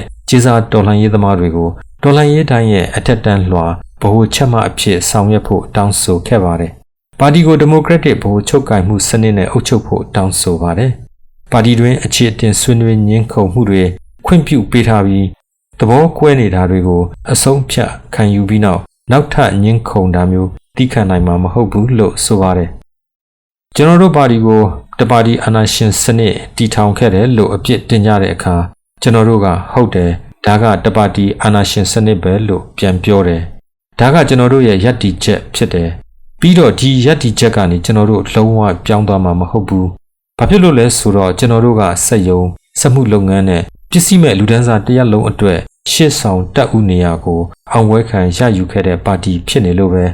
ဒီပါတီကအလုသမားလူဒန်းစားနဲ့ပေါင်းစည်းခဲ့ပြီးဖြစ်တယ်ဒီပါတီကပဲအဲ့ဒီလူဒန်းစားကိုလူအဖွဲ့အစည်းဟောင်းကနေနှက်ဆိုင်ပြီးအခြေခံကျတဲ့ပြောင်းလဲမှုတွေစီတို့ဥဆောင်သွားနိုင်မှာလို့ဗလာဒီမာလီနင်ကဆိုခဲ့ပါတယ်လီနင်ကnetချက်ဝါဒဆိုတဲ့ဝေါ်ဟာရကိုအရင်ရှင်စနစ်နဲ့ဆက်ဆက်အဓိပ္ပာယ်ဖွင့်ဆိုခဲ့ပါတယ်ဒီလိုဖွင့်ဆိုရမှာဖွံ့ဖြိုးပြီးနိုင်ငံတွေလူနေမှုအဆင့်အတန်းတိုးတက်လာတဲ့ဆိုတာဖွံ့ဖြိုးမှုနည်းနေသေးတဲ့နိုင်ငံတွေကိုခေါင်းပုံဖြတ်အမျက်ကြီးစားလို့ဖြစ်လာတာလို့ဆိုပါတယ်ရက်လက်အနေနဲ့ဒေါ်လာရေးကဖွံ့ဖြိုးမှုနည်းနေသေးတဲ့နိုင်ငံတွေကနေစတင်တည်တည်လာမှမှုဖြစ်နိုင်ရှိတယ်လို့ကြိုတင်ခန့်မှန်းခဲ့ရာရခင်မတ်စ်ဝါဒီတွေခန့်မှန်းချက်နဲ့ဆန့်ကျင်ဘက်ဖြစ်ခဲ့ပါတယ်ပထမကမ္ဘာစစ်ကြီးကဘော်ရှီဘစ်တွေစောင့်နေတဲ့ဒေါ်လာရေးဖြစ်လာဖို့အခွင့်အရေးကောင်းတွေဖန်တီးပေးခဲ့ပါတယ်1919ခုနှစ်ရုရှားဒေါ်လာရေးနှစ်ခုအတွင်းဇာဗီယင်ရဲ့အစိုးရဟောင်းကိုညွန့်ပေါင်းအဖွဲ့တစ်ခုကဖြုတ်ချခဲ့ပါတယ်ဒီညွန့်ပေါင်းအဖွဲ့ကိုဘော်ရှီဘစ်တွေကတဖန်ဖြုတ်ချခဲ့ပါတယ်1919ခုနှစ်ရုရှားဒေါ်လာရေးဟာဆိုရှယ်လစ်သမိုင်းမှာအဆုံးဖြတ်ပေးတဲ့အဖြစ်အပျက်ကြီးတစ်ခုဖြစ်ပါတယ်ရုရှားပြင်ပကကမ္ဘာမှာလည်းချက်ချင်းဆိုသလိုအလုံးအမင်းအငင်းပွားဖွယ်ရာဖြစ်လာခဲ့ပါတယ်ဘော်ရှီဘစ်တွေရဲ့စနစ်တွေကိုအတက်သရောထောက်ခံကြတဲ့ဆိုရှယ်လစ်တွေကိုဘော်ရှီဘစ်တွေကဆိုရှယ်လစ်ပါတီဟောင်းကနေခွဲထွက်ကြပြီးကွန်မြူနစ်ပါတီတွေဖွဲ့စည်းဖို့တိုက်တွန်းခဲ့ပါတယ်အဲဒီနောက်ဆိုဗီယက်တွေကအတူနဲ့ကွန်မင်တန်လို့ခေါ်တဲ့တတိယအပြည်ပြည်ဆိုင်ရာကွန်မြူနစ်အဖွဲ့ကိုဖွဲ့စည်းခဲ့ပါတယ်ဘော်ရှီဘစ်မဟုတ်တဲ့အုပ်စုတွေကဆိုရှယ်လစ်ပါတီတွေသို့မဟုတ်ဆိုရှယ်ဒီမိုကရက်တစ်ပါတီတွေအဖြစ်နိုင်ငံရေးလှုပ်ရှားမှုတွေထဲဆက်ကြံနေခဲ့ပါတယ်ဒီအကွဲအပြဲကဂျာမနီမှာအထင်ရှားဆုံးဖြစ်ခဲ့ပါတယ်ဂျာမနီမှာဆိုရှယ်ဒီမိုကရက်တစ် SPD ပါတီဟာစစ်အတွင်းမှာစစ်ကိုထောက်ခံခဲ့တဲ့ SPD နဲ့စစ်ကိုဆန့်ကျင်တဲ့ USPD ဆိုပြီးနှစ်ဖွဲ့ကွဲသွားပါတယ်သို့တော့ USPD ထဲရိုဆာလူစင်ဘတ်နဲ့ကာလစ်ဘနာချ်တို့ကဆိုရှယ်လစ်ဒေါ်လာရေးအစိုးရတရဖွဲ့စည်းဖို့ကြိုးစားခဲ့ပါတယ်သူတို့ကြိုးစားအထောက်မှုမအောင်မြင်ခဲ့တဲ့အပြင်နှစ်ယောက်စလုံးလှုပ်ကြံတပ်ဖြတ်ခံသွားခဲ့ရပါတယ် SPD ပါတီနဲ့အသစ်ဖွဲ့စည်းလာတဲ့ KPD ပါတီအကြားအကွဲအပြဲကလည်းပြဒါတလန်တန်တလန်ဖြစ်သွားပါတယ် KPD ကဆိုဗီယက်ပြည်ထောင်စုအပြင်ဘက်မှာအကြီးဆုံးကွန်မြူနစ်ပါတီဖြစ်လာခဲ့ပါတယ်လူဇင်ဘတ်ကဆိုဗီယက်ပုံစံအာဏာရှင်စနစ်ကိုဝေဖန်ခဲ့တယ်လို့အလဲအလတ်လမ်းစဉ်ဖြစ်တဲ့ပါလီမန်စနစ်ကိုလည်းအလျှော့ပေးလိုက်ရောခဲ့တာမျိုးမရှိခဲ့ပါသူ့ဝါဒကိုအာဏာရှင်စနစ်ဆန့်ကျင်တဲ့ဒေါ်လာရေးမတ်စ်ဝါဒလက်ဝဲကွန်မြူနစ်ဝါဒလို့လူသိများခဲ့ပါတယ်ဒါကြောင့်လူဇင်ဘတ်ကဒီနေ့တိုင်းမင်းမဲ့ဝါဒီအချို့အကြားအထင်ကရလေးစားခံရတဲ့ပုဂ္ဂိုလ်တဦးအဖြစ်ရှိနေဆဲဖြစ်ပါတယ်အဲဒီနောက်ပိုင်းမှာကွန်မြူနစ်တွေနဲ့ဆိုရှယ်လစ်သို့မဟုတ်ဆိုရှယ်ဒီမိုကရက်နှစ်ဖက်စလုံးကသူတို့ကိုသူတို့သာဆိုရှယ်လစ်အစစ်တွေလို့မှတ်ယူခဲ့ကြပြီးတစ်ဖက်ကိုတစ်ဖက်သစ္စာဖောက်တွေလို့သတ်မှတ်ခဲ့ကြပါတယ်ဒီမှာ Social Democrat ဆိုတဲ့စကားလုံးအသစ်တစ်မျိုးထပ်တူလာပေမဲ့နားရှုပ်မသွားအောင်ခဏမေ့ထားလိုက်ပါ Social Democrat တွေအကြောင်းတိကျတင်ပြပေးဖို့အရည်ရွယ်ထားတာကြောင့် Socialist တွေဖက်ဆောင်ပြီးပြောသွားပါမယ်တခုသိထားရမှာက Social Democrat တွေကစစ်အေးတိုက်ပွဲကာလတွေထိသူတို့ကိုသူတို့ Socialist တွေလို့သတ်မှတ်နေကြဆဲအချို့ကဒီနေ့တိုင်းသူတို့ကိုသူတို့ Socialist တွေလို့သတ်မှတ်နေကြဆဲဆိုတာလောက်တော့သိထားရင်ရပါတယ် Social Democrat တွေနဲ့အာဏာရှင်ဆန်တဲ့ Communist တွေဘသူက Socialist အမွေအနှစ်ကိုဘယ်လောက်ထိဆက်ခံခဲ့ကြတယ်လဲဆိုတာနဲ့ပတ်သက်လို့ပညာရှင်တွေအကြားအမျိုးမျိုးဆွေးနွေးညှင်းခုန်ခဲ့ကြပေမဲ့အဖြေမရှိသလိုတူညီတဲ့အချက်လို့လည်းမရှိခဲ့ပါဒီနှစ်ဖွဲ့စလုံးကိုသူတို့မှရှိနေတဲ့တိကျလက္ခဏာတွေကြောင့်အရေးအချင်းမပြည့်မီဘူးလို့ဆိုနိုင်ပါတယ် Democratic Socialist ဆိုတဲ့အုပ်စုသေးသေးကွေးကွေးလေးတစ်ဖွဲ့ကြံနေသေးတယ်လို့ဆိုရင်ဖြစ်နိုင်တယ်လို့ကျွန်တော်မှတ်ချက်ပေးလိုပါတယ်နားရှုပ်နေသေးတယ်ဆိုရင်လည်းစိတ်မပူပါနဲ့ကျွန်တော်နောက် episode တစ်ခုနဲ့ကျွန်တော်တင်ပြခဲ့သမျှဝါဒ၄မျိုးစလုံးတစ်ခုချင်းစီကိုအချင်းချုပ်တင်ပြပြီးတစ်ခုနဲ့တစ်ခုခြားနာချက်တွေကိုပါရှင်းပြပေးပါမယ်အခုဒီကနေစလို့ကွန်မြူနစ်ဝါဒဖြစ်ပေါ်တိုးတက်လာပုံကိုဆက်လက်လေ့လာသွားကြပါမယ်အလုသမားလှုပ်ရှားမှုတွေမှာအတွင်းပိုင်းအကွဲတန်တွေကျဲလောင်လာနေချိန်1922ခုနှစ်အီတလီမှာဖက်စစ်တွေအာဏာရလာခဲ့ပါတယ်ဒါကြောင့်ဖက်စစ်တွေဟာသူတို့အတွက်စိန်ခေါ်မှုအသစ်တစ်ခုထပ်တိုးလာသလိုဖြစ်ခဲ့ပါတယ်လက်ဝဲဝါဒီတွေကဖက်စစ်ဝါဒကိုရှင်းပြနိုင်ဖို့ကြိုးစားခဲ့ကြပါတယ်အထူးသဖြင့်ဖက်စစ်ဝါဒဆိုတာအယူမသိတဲ့အရင်ရှင်စနစ်အမျိုးအစားတစ်မျိုးလို့သတ်မှတ်ခဲ့ကြပေမဲ့ကွန်မန်တန်တွေက social ဖက်စစ်ဝါဒ theory ကိုချက်ကားဖော်ထုတ်ခဲ့ကြပါတယ်ဒီ theory အရဖက်စစ်ဝါဒဆိုတာအရင်ရှင်စနစ်ရဲ့လက်ရာတောင်ပန်းလို့ဖွင့်ဆိုခဲ့ကြပြီး social democrat တွေကိုအရင်ရှင်စနစ်ရဲ့လက်ဝဲတောင်ပန်းလို့ဖွင့်ဆိုခဲ့ကြပါတယ် ဒီလိုနဲ့နောက်ဆုံးမှာဂျာမနီနိုင်ငံမှာ SPD Social Democratic Party နဲ့ KPD Communist Party တို့တစ်ဖက်နဲ့တစ်ဖက်အပြန်အလှန်ကပ်ဖြတ်ရပ်ဖြတ်လုပ်နေကြရာရှီယိုးဆွဲအုပ်စုတွေကြောထောက်နောက်ခံတဲ့နာဇီတွေအာဏာရလာခဲ့ပါတယ်။ဒီတော့ဥရောပဒီမိုကရေစီနိုင်ငံတွေကအကြီးဆုံးအလုသမားလူဒန်းစားလှုပ်ရှားမှုတွေသာမကဒီမိုကရေစီစနစ်ကိုယ်တိုင်ခြေမှုန်းခံလိုက်ရပါတယ်။ဒီတော့မှကွန်မန်တန်တွေဗျူဟာပြောင်းသွားပါတယ်။ Social ဖက်စစ်ဝါဒအယူအဆကိုဆွန့်လွတ်ပြီးပြည်သူတပ်ဦးကိုဦးစားပေးခဲ့ပါတယ်။ပြည်သူတပ်ဦးမူဝါဒအရကွန်မြူနစ်ပါတီတွေဟာဖက်စစ်ဝါဒကိုဆန့်ကျင်ဖို့ Social Democrat တွေအလဲအလဝါဒီတွေနဲ့မဟာမိတ်ဖွဲ့ခွင့်ရခဲ့ပါတယ်။ပြည်သူတပ်ဦးတွေကိုပြင်သစ်နဲ့အရေးကြီးဆုံးဗျူဟာနယ်မြေဖြစ်တဲ့စပိန်နိုင်ငံမှာဖွဲ့စည်းခဲ့ပါတယ်။သို့သောစပိန်ပြည်သူတပ်ဦးကစပိန်ပြည်တွင်းစစ်အတွင်းဖက်စစ်တွေစစ်ရေးအရာကြောထောက်နောက်ခံပြုတာကြောင့်အခြေနှိမ်သွားခဲ့ရပါတယ်။ဒီမှာအလုသမားလှုပ်ရှားမှုတွေထဲသဘောတရားရေးရာပြိုင်ဆိုင်မှုတွေနဲ့သူတို့ရဲ့တရုတ်တကံကိုပြသခဲ့ကြပါတယ်။ဆိုဗီယက်ကြောထောက်နောက်ခံပြုစပိန်ကွန်မြူနစ်တွေကမင်းမဲ့ဝါဒီတွေသို့မဟုတ် Trotsky ဝါဒီတွေလိုသူတို့မဟာမိတ်တွေကိုပင်အကြိမ်ကြိမ်ပြန်တိုက်ခိုက်ခဲ့ကြပါတယ်။1924ခုနှစ်မှာလီနင်ကွယ်လွန်ပြီးနောက်ဂျိုးဆက်စတာလင်အာဏာရလာခဲ့ပါတယ်။လီနင်ကသူ့ကိုဆက်ခံဖို့စတာလင်ကိုသူ့စိတ်ကြိုက်ရွေးခဲ့တာမဟုတ်ပါ။လီနင်နဲ့ရုရှားတော်လှန်ရေးထဲကျွန်တော်ပြောခဲ့ပါတယ်။စတာလင်ကသူ့ပါဝါအာဏာအတွက်လှည့်ကွက်တွေအမျိုးမျိုးသုံးပြီးပြိုင်ဖက်တွေကိုဖယ်ရှားပစ်ခဲ့တာဖြစ်ပါတယ်။စတာလင်ရဲ့အဓိကပြိုင်ဖက်ကပြည်တွင်းစစ်အတွင်းတပ်နီတော်ကိုဦးဆောင်ခဲ့တဲ့လီယွန်ထရော့စကီဖြစ်ပါတယ်။သူတို့နှစ်ယောက်မှာလီနင်ဝါဒနဲ့ပတ်သက်လို့ ideology အရာအမြင်မတူမှုတွေကြောင့်ပုတ်တိုက်မှုတွေရှိခဲ့ကြပါတယ်။လီနင်ဝါဒအပေါ်သူတို့တဦးချင်းအမြင်တွေကိုဖော်ပြခဲ့ကြရာစတာလင်ဝါဒထရော့စကီဝါဒဆိုပြီးအသီးသီးခေါ်ဆိုခဲ့ကြပါတယ်။ထရော့စကီကဆိုရှယ်လစ်တော်လှန်ရေးကိုလိုအပ်သလိုတတ်နိုင်သမျှမြန်မြန်ဆန်ဆန်ကဘာကြီးတို့ဖြန့်ဝေလိုပါတယ်။ဒါကိုသူကအမြဲတမ်းတော်လှန်ရေးလို့ဆိုပါတယ်။စတာလင်ကတော့ဒီလိုမဟုတ်ပါ။သူကဆိုဗီယက်ပြည်ထောင်စုဆိုတဲ့ကိုယ်တိုင်းပြည်ဖွံ့ဖြိုးတိုးတက်ရေးပြည်ရင်းရေးစွမ်းရည်တွေမြင့်တင်ရေးကိုပထမအာရုံပြုတင်တယ်။ဒါကြောင့်ခန့်စစ်သဘောနဲ့သာရှိတင်တယ်လို့ယုံကြည်ပါတယ်။ဆိုရှယ်လစ်စနစ်ကျင့်သုံးတယ်ဆိုတဲ့နိုင်ငံတစ်ခုမှာစတာလင်ဟာပုဂ္ဂိုလ်ရေးကိုးကွယ်မှုအရာအားပေးထောက်ခံသူတွေဝန်းရံလို့အာဏာရှင်စနစ်ကိုထူထောင်နိုင်ခဲ့ပါတယ်။နိုင်ငံတော်လက်ခံကျင့်သုံးတဲ့မူဝါဒကိုတော့သူ့ရဲ့တရားဝင်မှုနဲ့အာဏာတည်မြဲဖို့အတွက်မတ်စ်ဝါဒလီနင်ဝါဒဆိုပြီးခေါင်းစဉ်တက်ထားပါတယ်။စာပေစီစစ်မှုကိုတင်းကျပ်ခဲ့ပြီးလျှို့ဝှက်ရဲတပ်ဖွဲ့တစ်ခုတည်ထောင်ပါတယ်။ဒီအဖွဲ့နဲ့ Great Purge မဟာရှင်းလင်းဖယ်ရှားမှုကြီးကျွန်တော်တို့မြန်မာလိုဆိုဖြုတ်ထုတ်တတ်လမ်းစဉ်လို့ခေါ်ပါတယ်။ဒီလိုလုပ်ခဲ့ရာဒီကာလအတွင်းအပြန်အလှန်ချုပ်ချမှုတွေကနေရုရှားလူအဖွဲ့အစည်းအတွင်းမယုံကြည်မှုနဲ့တန်တရားဖြစ်မှုတွေကြီးထွားလာတဲ့ယဉ်ကျေးမှုထွန်းကားသွားခဲ့ပါတယ်။1929ခုနှစ်ကစလို့စက်မှုထွန်းကားရေးစီမံကိန်းနဲ့ကျေးလက်ဒေသတွေမှာစီးပွားရေးလုပ်ငန်းတွေအရှိန်မြင့်လုပ်ကိုင်ခဲ့ပါတယ်။ပိုင်ဆိုင်မှုတွေကိုဘုံပိုင်ဆိုင်မှုတို့ပြောင်းလဲခြင်းနဲ့သူ့ရဲ့ခေါင်းဆောင်မှုခရီးကိုစတင်ခဲ့ပါတယ်။ Good Luck လို့ခေါ်တဲ့အဖွဲ့တစ်ဖွဲ့ဖွဲ့ပြီးအရသာပြည်သူအစိုးလိုက်အပြုံလိုက်ကိုအဓမ္မလှုပ်အားပေးစခန်းတွေစီပို့ပစ်ပါတယ်။နောက်မှာအဲ့ဒီစခန်းတွေကိုယ်တိုင် Good Luck လို့အမည်ပြောင်းနဲ့ကြော်ကြားလာခဲ့ရတဲ့အထိဖြစ်ပါတယ်။အထူးသဖြင့်ကျေးလက်ပြည်သူတွေကိုပြစ်မှတ်ထားတဲ့ဒီမူဝါဒကြောင့်1930ပြည့်နှစ်အစောပိုင်းကာလကစလို့တနိုင်ငံလုံးအငတ်ဘေးဆိုက်ခဲ့ရပါတယ်။ဆယ်စုနှစ်တစ်ခုအတွင်းဒုတိယအကြိမ်မြောက်တနိုင်ငံလုံးအငတ်ဘေးဆိုက်ခြင်းဖြစ်ပါတယ်။ Trotsky ကနိုင်ငံခြားသို့ထွက်ပြေးခဲ့ရပါတယ်။သူ့ဘဝရပ်တည်ရေးအတွက်ဒေါ်လာရင်းနဲ့စတာလင်အကြောင်းစာတွေရေးပြီးအသက်မွေးဝမ်းကြောင်းခဲ့ရပါတယ်။ဖိနှိပ်ချုပ်ချယ်တဲ့အုပ်ချုပ်သူလူဒန်းစားတစ်တရမွေးဖွားလာဖို့ပိုစာချက်ကိုက်နိုင်ငံတော်ရန်ရာတစ်ခုထူထောင်ခဲ့ခြင်းရဲ့နောက်ွယ်ကဖြစ်ရပ်တွေကိုဖော်ပြထားပါတယ်။ဒီပိုစာချက်ကိုက်ရန်ရာကြီးကို Trotsky က bureaucracy လို့သုံးနှုန်းခဲ့ပါတယ်။စတုတ္ထမြောက်နိုင်ငံတကာဆိုရှယ်လစ်အဖွဲ့ဖွဲ့စည်းရေး Trotsky အားပေးလာခဲ့ပါတယ်။စတာလင်အတွက်သူ့ရဲ့ပါဝါအာဏာကိုချိန်ချောက်လာပြီးဖြစ်လို့1940ခုနှစ်မှာမက္ကဆီကိုကသူ့ရဲ့ agent တဦးနဲ့ Trotsky ကိုလှုပ်ကြံလိုက်ပါတယ်။ဆိုဗီယက်ယူနီယံဟာအစောပိုင်းကာလတွေ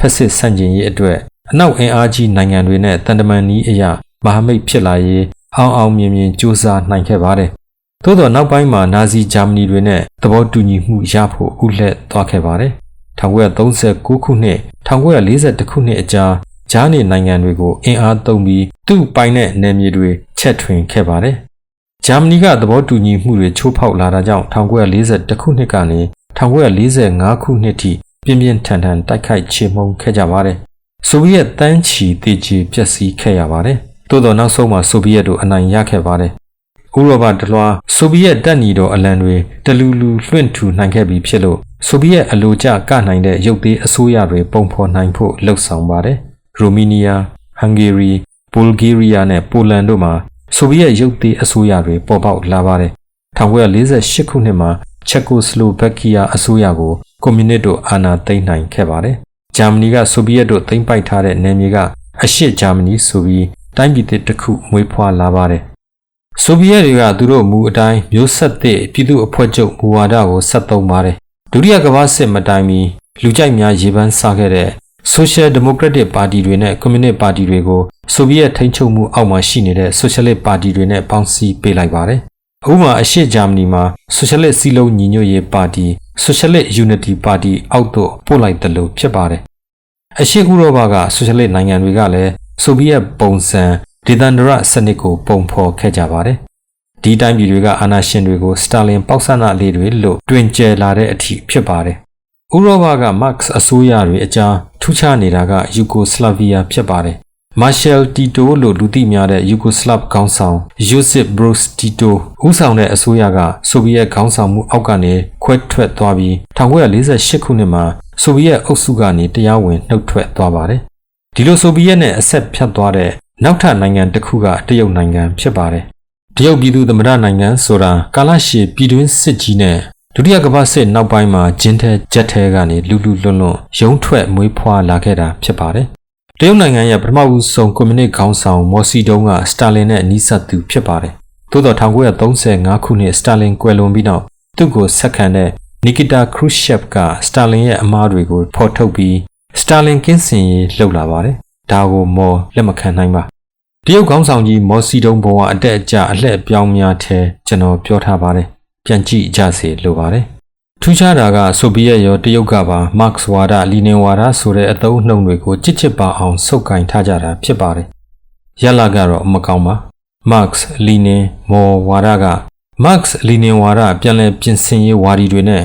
ဆန့်ကျင်ဘက်ဖြစ်လာပြီးဘက်နှစ်ဘက်ကွဲထွက်သွားတာဖြစ်ပါတယ်။အခြားဆိုရှယ်လစ်ခေါင်းဆောင်တွေလိုပဲမတ်စ်ရဲ့သီဟိုရီတွေကိုနိုင်ငံတစ်ခုအတွက်အသုံးချလို့ရတဲ့နိုင်ငံရေးပုံစံအဖြစ်ပြောင်းလဲရမှာမော်ကိုယ်တိုင်ပြဿနာကြီးကြီးတွေနဲ့ရင်ဆိုင်ခဲ့ရပါတယ်။လီနင်လည်းသီဟိုရီနဲ့သူတရုတ်ဖော်သွားတဲ့လက်တွေအနေအထားကခြားနားလွန်းပါတယ်။မတ်စ်ဝါဒလီနင်ဝါဒစသဖြင့်နိုင်ငံရေးသီဟိုရီတွေအထင်ရှားရှိနေတာကိုမော်ရဲ့အတွေးစိတ်ကူးနဲ့ပေါင်းစပ်ပြီးတရုတ်ဘာသာသို့ပြန်ဆိုပေးလိုက်ရာလူသိများကြော်ကြားလာခြင်းဖြစ်ပါတယ်။ဥရောပကတော့ထုံးစံအတိုင်းမော်ဝါဒဆိုပြီး label တက်လိုက်ပါတယ်။မော်ဝါဒရဲ့အဓိကအချက်ကလူထုတိုက်ပွဲဖြစ်ပါတယ်။ပြည်တွင်းပြည်ပအန်ဒရယ်ရန်ဆွဲအလုံးကိုချင်းမုံတုတ်တင်လိုက်ဖို့ပြည်သူတရက်လုံးပါဝင်လာအောင်စီယုံလှုံ့ဆော်ပေးရေးဖြစ်ပါတယ်။ပြည်တွင်းနိုင်ငံရေးအတွက်မော်ကအဆက်မပြတ်တော်လှန်ရေးသဘောတရားကိုလက်ခံကျင့်သုံးပါတယ်။လက်ရဝါဒီဆန့်ကျင်ရေးလှုပ်ရှားမှု1950ခုနှစ်နှောင်းပိုင်းကမဟာခုံလန်မှု Great Leaps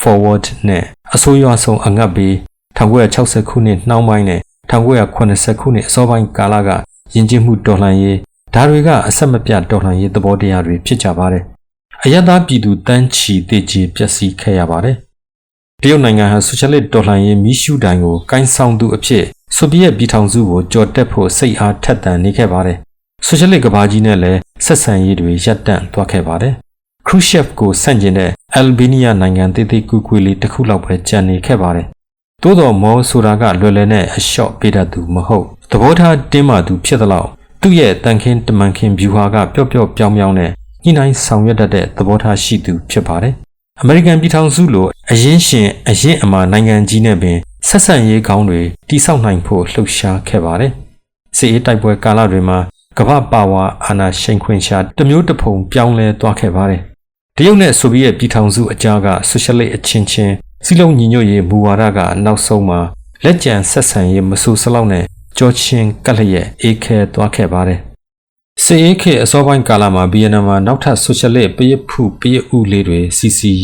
ထိုးထွက်လာခဲ့ရာဟိုရှီမင်းကဆိုရှယ်လစ်လက်တံအောက်ကနေသူ့နိုင်ငံလွတ်လပ်ရေးအတွက်လှုပ်ရှားခဲ့ပါတယ်။ဂျပန်၊ပြင်သစ်၊အမေရိကန်နဲ့တရုတ်တို့ကိုတော်လှန်ရင်းသူ့ဘဝကဆယ်စုနှစ်၄ခုကြာစစ်ပွဲတွေထဲနစ်မြုပ်နေခဲ့ပါတယ်။တရုတ်ဆိုဗီယက်ခွာပြဲခြင်းတန်တမန်ရေးရှုပ်ထွေးမှုအတွင်ဗီယက်နမ်ကဆိုဗီယက်ပြည်ထောင်စုဘက်သို့ခြေဆုပ်ပစ်ရပ်ခဲ့ပါတယ် ဒါကိုတရုတ်ကတံပြန်တဲ့အနေနဲ့ကမ္ဘောဒီးယားကခမာအစိုးရနဲ့မဟာမိတ်လုပ်ပါတယ်ဒီမှာတင်ခမာတွေကဘာကျော်အစုလိုက်ပြုံလိုက်တပ်ဖြတ်မှုကမ္ဘောဒီးယားလူမျိုးတုံးတပ်ဖြတ်မှုကျူးလွန်ကြတဲ့အထိဖြစ်ပါတယ်စစ်မျက်နှာအဖြစ်ပြောင်းလဲလာတဲ့နောက်ထပ်ဒေသတစ်ခုကကိုရီးယားကျွန်းဆွယ်ဖြစ်ပါတယ်ဒုတိယကမ္ဘာစစ်အပြီးမှာဆိုဗီယက်နဲ့အမေရိကန်တို့သိမ်းပိုက်ခဲ့တဲ့ဇုံနှစ်ခုရှိခဲ့ပါတယ်ဆိုရှယ်လစ်မဟာမိတ်မြောက်ကိုရီးယားက1950ခုနှစ်မှာတောင်ကိုရီးယားကိုတိုက်ခိုက်ခဲ့ပါတယ်1953ခုနှစ်မှာ3နှစ်ကြာစစ်ပွဲပြီးဆုံးသွားပါတယ်ဒီနေ့ထိကိုရီးယားနှစ်နိုင်ငံနှစ်ချမ်းကွဲနေဆက်ဖြစ်ပြီးတရားဝင်ငြိမ်းချမ်းရေးစာချုပ်မှာလက်မှတ်မထိုးဖြစ်ကြသေးပါ1981ခုနှစ်မှာမြောက်ကိုရီးယားဖွဲ့စည်းပုံအခြေခံဥပဒေထဲပြဋ္ဌာန်းထားတဲ့ဂျူရှီသို့မဟုတ်မိမိကိုယ်ကိုအားကိုးခြင်းဆိုတာမတ်စ်ဝါဒလီနီယံဝါဒတွေရဲ့နောက်ဆက်တွဲအတွေးအခေါ်တစ်မျိုးဖြစ်ပါတယ်1990ပြည့်လွန်နှစ်တွေမှာဖွဲ့စည်းပုံအခြေခံဥပဒေထဲကနေဖယ်ရှားပစ်ခဲ့တဲ့ဆိုပေမဲ့ဂျူရှီကိုနိုင်ငံတော်ရဲ့သဘောထားခံယူချက်အဖြစ်ဆက်လက်ထားရှိနေဆဲဖြစ်ပါတယ်ခရုရှက်ရဲ့စတာလင်အယူအဆရှင်းလင်းဖယ်ရှားပစ်ရေးလှုပ်ရှားမှုတွေဟာပိတ်ဆို့မှုတွေကိုဖြေလျှော့ပေးဖို့နဲ့အရှေ့ဥရောပအုပ်စုအတွက်မျှော်လင့်ချက်ရောင်နီဦးဖြစ်စေခဲ့ပါတယ်ဒီကာလတွေအတွင်း1953ခုနှစ်ကအရှေ့ဂျာမနီ1956ခုနှစ်မှာဟန်ဂေရီနဲ့1968ခုနှစ်မှာချက်ကိုစလိုဗက်ကီးယားနိုင်ငံတွေမှာလူထုဆန္ဒပြမှုတွေ3ကြိမ်တိုင်ဖြစ်ခဲ့ပါတယ်သို့သောခရုရှက်ကိုဆက်ခံခဲ့တဲ့လီယိုနိုက်ဘရက်ဇညက်ကလူထုဆန္ဒပြပွဲတွေရဲ့မျှော်လင့်ချက်တွေကိုဖြိုခွင်းပစ်ခဲ့ပါတယ်ပြုပြင်ပြောင်းလဲရေးသမားတွေရဲ့မျှော်လင့်ချက်တိုင်းကိုဆိုဗီယက်လက်နက်ကင်တပ်ဖွဲ့တွေနဲ့ဖျက်ဆီးပစ်ခဲ့တာကြီးဖြစ်ပါတယ်ကွန်မြူနစ်ပါတီတိုင်းကမတ်စ်ဝါဒလီနီယံဝါဒနဲ့ဆိုရှယ်လစ်ဝါဒအခြေခံမှုတွေကိုမိမိတို့နိုင်ငံအတွင်းလွတ်လပ်စွာကျင့်သုံးခွင့်ရှိပေမဲ့ကွန်မြူနစ်ပါတီအဖြစ်ဆက်လက်ရှိနေတဲ့ပါတီတိုင်းဒီမူတွေနဲ့ပတ်သက်လို့ကွဲလွဲခွင့်မရှိဘူးလို့လီယိုနိုက်ဘရက်ဇညက်ကဆိုခဲ့ပါတယ်ဒါကနိုင်ငံရေးပြုပြင်ပြောင်းလဲရေးစီတိုဥတီနေတဲ့ချက်ကိုစလာဗီးယားနဲ့ဟန်ဂေရီနိုင်ငံတွေကိုရည်ရွယ်တာဖြစ်ပါတယ်ဟန်ဂေရီကအီမရက်နက်ဆလိုဘက်ကအလက်ဇန်ဒရာဒူဘက်တို့ကိုကွန်မြူနစ်ဝါဒဆန့်ကျင်ရေးကိုကြံ့ကြံ့ခံခုခံခဲ့ကြသူတွေအဖြစ်ကျွန်တော်တို့ဒီနေ့တိုင်အမှတ်ရနေစေဆိုပေမဲ့တကယ်တော့ဒါတွေကသူတို့ရဲ့ခံယူချက်အစစ်အမှန်တွေမဟုတ်ပဲဆိုဗီယက်တို့ဖိနှိပ်မှုကနေပုံသွင်းပေးလိုက်တဲ့တဒံတွေဖြစ်တာထင်ရှားပါတယ်အခုလောက်ထိသိသွားပြီဆိုတော့ကျွန်တော်တို့အနောက်တိုင်းမတ်စ်ဝါဒကိုအကျဉ်းချုပ်ဆွေးနွေးလို့ရပါပြီစစ်အေးတိုက်ပွဲဆလာတယ်ဆိုတာနဲ့ liberal democracy နိုင်ငံတွေမှာမတ်စ်ဝါဒအကြီးဖြောပျောက်ကွယ်သွားတာမဟုတ်ပါအမေရိကန်တို့ကကွန်မြူနစ်တုတ်တင်ရှင်းလင်းရေးတွေအကောင့်ထဲပေါ်နေတယ်ဆိုပေမဲ့ပြင်သစ်က James Paul Sartre လိုအတွေးခေါ်ပညာရှင်တွေနဲ့ဂျာမနီ Frankfurt ကအကြောင်းတွေကဒသနာပညာရှင်တွေကဆိုဗီယက်တရုတ်ပုံစံတွေနဲ့ကွဲပြားခြားနားတဲ့ဒီမိုကရေစီနဲ့လူသားဆန်တဲ့ဆိုရှယ်လစ်စနစ်ပုံစံတစ်မျိုးဖော်ထုတ်နိုင်ရေးအကန့်အသတ်နဲ့ဖြစ်ဖြစ်အောင်မြင်နိုင်ရေးကြိုးစားနေကြတာဖြစ်ပါတယ်အနောက်ဂျာမနီမှာက1956ခုနှစ်မှာ KPD ကိုအာဏာပိုင်တွေဖယ်ရှားပစ်ခဲ့တယ်လို့အခြားကွန်မြူနစ်ပါတီတွေချိန်ချောက်ခံနေရပါတယ်ရက်လက်အနေနဲ့ဒီပါတီတွေဆိုဗီယက်အကြမ်းဖက်မှုကိုတတိကြီးကြီးထားဝေဖန်ခဲ့ကြပါတယ်ဒီအချက်ကဒီနေ့နောက်လူတွေအဖို့ဥရောပကွန်မြူနစ်ဝါဒလို့သိလာစေတာဖြစ်ပါတယ်ဒီမှာအခုလိုပြော့ပြော့ပြောင်းပြောင်းရပ်တည်ချက်ကိုဂျပန်ကွန်မြူနစ်ပါတီကလက်ခံခဲ့ခြင်းဖြစ်ပါတယ်သို့သောအနောက်နိုင်ငံတွေမှာအရှေ့ဥရောပအုပ်စုကပုံသွင်းပေးလိုက်တဲ့ကွန်မြူနစ်ပုံစံကိုထောက်ခံအားပေးသူကွန်မြူနစ်အရင်အမာကြီးတွေရှိနေပါတယ်ဗြိတိန်နိုင်ငံက CPCB အဖွဲ့ဝင်တွေကချက်ကိုစလိုဗက်ကီးယားကျောင်းသားတွေကိုဆိုဗီယက်တပ်ဖွဲ့တွေကတင့်ကားတွေနဲ့ဖြိုခွင်းခဲ့တာကိုထောက်ခံခဲ့ပါတယ်။ဒါကြောင့်ဒီအဖွဲ့ဝင်တွေတင့်ကားဆိုပြီးအမည်ပြောင်းတဲ့တောင်ကြော်ကြားခဲ့ပါသေးတယ်။တစ်ချိန်တည်းဆိုသလို1968ခုနှစ်တော်လှန်ရေးကိုမီးပေါင်မြင့်ပေးခဲ့တာကအစွန်းရောက်ကျောင်းသားလူငယ်တွေမဟုတ်သလိုကွန်မြူနစ်တွေနဲ့အခုနကဆိုခဲ့တဲ့တင့်ကားတွေမဟုတ်ကြပါသူတို့ကတတိယကမ္ဘာကိုစိတ်လှုပ်ရှားစရာတော်လှန်ရေးမီးတောက်မီလီယံတွေဖြစ်လာဖို့မျှော်လင့်ခဲ့ကြတာဖြစ်ပါတယ်ငါတို့ကဒူပိတ်နဲ့အတူမဟုတ်ဘူးမော်နဲ့လက်ချင်းချိတ်ထားတယ်1968ခုနှစ်အီတလီကျောင်းသားတွေရဲ့ကြွေးကြော်သံဖြစ်ပါတယ်ဆိုရှယ်လစ်စနစ်ဟာ1968ခုနှစ်တော်လှန်ရေးသမားအုပ်စုတွေချီတက်ရာစီးချက်ဖြစ်ပါတယ်ကိုယ်ပိုင်အုပ်ချုပ်ခွင့်ရလက်ဝဲအစွန်းရောက်အဖွဲ့ငယ်ကလေးတွေပေါ်ပေါက်လာတာကြောင့်အီတလီနိုင်ငံမှာဆယ်စုနှစ်တစ်ခုသို့မဟုတ်ဒီထက်မကအကြမ်းဖက်တိုက်ခိုက်မှုတွေစီဦးတည်သွားခဲ့ရပါတယ်။အီတလီကိုနှစ်ပေါင်းများစွာတိုင်ဦးဆောင်မှုပေးနေခဲ့တဲ့အနောက်ဂျာမနီကတပ်နီတော်အဖွဲ့ခွဲတွေအပါအဝင်ဖြစ်ပါတယ်။စပိန်ကဗိုလ်ချုပ်ကြီးဖရန်ကိုရဲ့အာဏာရှင်စနစ်အဆုံးသတ်ပြီးနောက်မှာမြောက်အိုင်ယာလန်မှာ Irish Republican တပ်နီတော် Irish Republican Army ရဲ့အကြမ်းဖက်လှုပ်ရှားမှုတွေနဲ့ Backward Country လို့ခေါ်တဲ့အနောက်တောင်ဥရောပနိုင်ငံတွေမှာ EDA လို့ခေါ်တဲ့အကြမ်းဖက်အဖွဲ့ရဲ့တိုက်ခိုက်မှုတွေဇက်တိုက်ဖြစ်ပွားခဲ့ပါတယ်။ဥရောပပြင်ပမှာက1959ခုနှစ်မှာကျူးဘားနိုင်ငံမှာအမေရိကန်ကြောထောက်နောက်ခံလှုပ်ထားတဲ့အာဏာရှင်ဘတ်တစ်စတာကိုဖြုတ်ချခဲ့ပြီးနောက်အမေရိကန်တကားဝတဲ့မှာကျူးဘားဆိုရှယ်လစ်နိုင်ငံအဖြစ်ထူထောင်ပါတယ်။ကျူးဘားကဆိုဗီယက်ပြည်ထောင်စုထောက်ခံမှုရရှိခဲ့ပါတယ်။ကျူးဘားဒုံးပြန်အရေးအခင်းကကမ္ဘာကျော်ခဲ့ပါတယ်။ကျူးဘားမှာဒီနှစ်တိုင်ကွန်မြူနစ်တို့အာဏာတည်မြဲနေဆဲဖြစ်ပါတယ်။ကျူးဘားနိုင်ငံသားတွေကလည်းအထူးသဖြင့်အာဖရိကကိုလိုနီဆန့်ကျင်ရေးတိုက်ပွဲတွေမှာတက်ကြွပါဝင်ခဲ့ကြပါတယ်။ကျူးဘားကအယ်ဂျီးရီးယားသဘုံတွေကိုအကူအညီတွေပေးပြီးဆိုရှယ်လစ်အစိုးရတွေကိုရန်တတ်တီယူပြုနေတဲ့ကျေးစာတပ်တွေရန်ကနေအကာအကွယ်ပေးခဲ့ပါတယ်။ပေါ်တူဂီကိုလိုနီအင်ပါယာအတွင်းကကိုလိုနီဆန့်ကျင်ရေးစစ်ပွဲတွေမှာလည်းကျူးဘားတို့အင်းနဲ့အားနဲ့ပါဝင်ခဲ့ပါတယ်။လက်တင်အမေရိကတလွှာဆိုရှယ်လစ်အာဏာသိမ်းမှုတွေဖြစ်လာအောင်အားထက်တွန်းအားပေးပါတယ်။ကမ္ဘာကျော်ရှီကွေဘာရာဗိုလီဗီးယားနိုင်ငံမှာအခုလိုမစ်ရှင်တစ်ခုဆောင်ရွက်နေစဉ်ကြာဆုံးခဲ့ရတာဖြစ်ပါတယ်။ကိုလိုနီခေတ်လွန်အာဖရိကမှာအသစ်ကျချွတ်လွတ်လပ်ရေးရလာတဲ့နိုင်ငံတွေကဆိုဗီယက်ပြည်ထောင်စုကိုနိုင်ငံရပ်ခြားကထောက်ခံအားပေးသူမဟာမိတ်ကြီးအဖြစ်မြင်ကြသလိုနယ်ချက်ဆန့်ကျင်ရေးနဲ့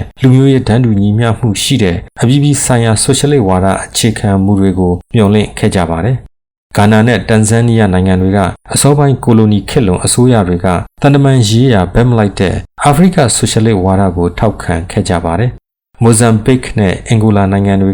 ကပေါ်တူဂီတို့ထံကလွတ်လပ်ရေးရပြီးနောက်မတ်စ်လီနင်ဝါဒကိုကျင့်သုံးခဲ့ကြပါတယ်။အီသီယိုးပီးယားမှာဘရင်စနစ်ကိုဖြုတ်ချခဲ့တဲ့ကွန်မြူနစ်တော်လှန်ရေးတရားဖြစ်ခဲ့ပါတယ်။ဘူကီနာဖာဆိုနိုင်ငံကသောမတ်စ်ဆန်ခါရာကလက်ဝဲရင်စစ်ဖက်တော်လှန်ရေးသမားတဦးဖြစ်နမူနာကောင်းတစ်ခုဖြစ်လာခဲ့ပါတယ်။အချမ်းသာဆုံးတခိုးတွေကအကြီးကျယ်ဆုံးတခိုးတွေဖြစ်လာတာဖြစ်ရိုးဖြစ်စဉ်တစ်ခုအဖြစ်ကျွန်တော်တို့ဒီနေ့အသိမှတ်ပြုရမယ်။စင်ရသားတစ်ယောက်ခိုးတာကခိုးမှုတစ်ခုမျှသာဖြစ်တယ်။ချမ်းသာတဲ့တခိုးတွေကနိုင်ငံဘဏ္ဍာတိုက်တွေနိုင်ငံတော်အခွန်ငွေတွေအပါအဝင်ရသမျှအလုံးသိမ်းကျုံယူကြပြီးပြည်သူလူထုကိုခေါင်းပုံဖြတ်အမြတ်ထုတ်ကြတယ်။သောမတ်ဆန်ခါရာရဲ့အဆိုဖြစ်ပါတယ်။အာရပ်ကမ္ဘာမှာကပထမအမျိုးသားရေးလမ်းကြောင်းကနေဆိုရှယ်လစ်စနစ်တို့ချင်းကပ်ခဲ့ပြီးနောက်စစ်အေးခေတ်အစောပိုင်းမှာကွန်မြူနစ်လှုပ်ရှားမှုငယ်လေးတွေရှိခဲ့ပါတယ်။အမေရိကန်နဲ့ဆိုဗီယက်တို့ပြိုင်ဆိုင်မှုကနေအစ္စရေးကအမေရိကန်ရဲ့မဟာမိတ်ဖြစ်လာပြီးအစ္စရေးရဲ့ပြိုင်ဘက်အီဂျစ်ကဂမယ်အဗ်ဒယ်နာဆာကဆိုဗီယက်ပြည်ထောင်စုရဲ့ဆွေမျိုးရင်းချမဟာမိတ်ဖြစ်လာပါတယ်။နာဆာကမြေယာပြုပြင်ရေးနဲ့နယ်ချက်ဆန့်ကျင်ရေးလိုဆိုရှယ်လစ်အခြေခံမူတွေနဲ့ပမ်အာရပ်အမျိုးသားရေးဝါဒတို့ပေါင်းစပ်ထားတဲ့အာရပ်ဆိုရှယ်လစ်ဝါဒကိုအားပေးခဲ့ပါတယ်။အာရပ်ဆိုရှယ်လစ်ဇမ်ရဲ့အထင်ရှားဆုံးအစွန်းအထင်ကအီရတ်နဲ့ဆီးရီးယားကဘာတ်ဝါဒီတွေဖြစ်ကြပါတယ်။1989ခုနှစ်ကနေ1991ခုနှစ်ထိကာလကဆိုရှယ်လစ်သမိုင်းမှာအဓိကကျတဲ့နေ့ရက်တွေဖြစ်ပါတယ်။အရှေ့ဥရောပပြိုလဲခြင်းနဲ့ဆိုဗီယက်ပြည်ထောင်စုပြိုကွဲခြင်းတွေကြောင့်စစ်အေးတိုက်ပွဲနှိကုံချုပ်သွားခဲ့ပြီးအမေရိကန်ဥဆောင်တဲ့ Liberal Democracy နိုင်ငံတွေမှာဆိုရှယ်လစ်စီမံကိန်းတွေလည်းစမုတ်တုံသွားခဲ့ရတယ်လို့ယူဆရပါတယ်။ဒီပြိုလဲခြင်းကမီခိုင်ဂေါ်ဘာရှော့ရဲ့ပြုပြင်ပြောင်းလဲရေးတွန်းအားတွေကြောင့်လို့ဆိုနိုင်ပါတယ်။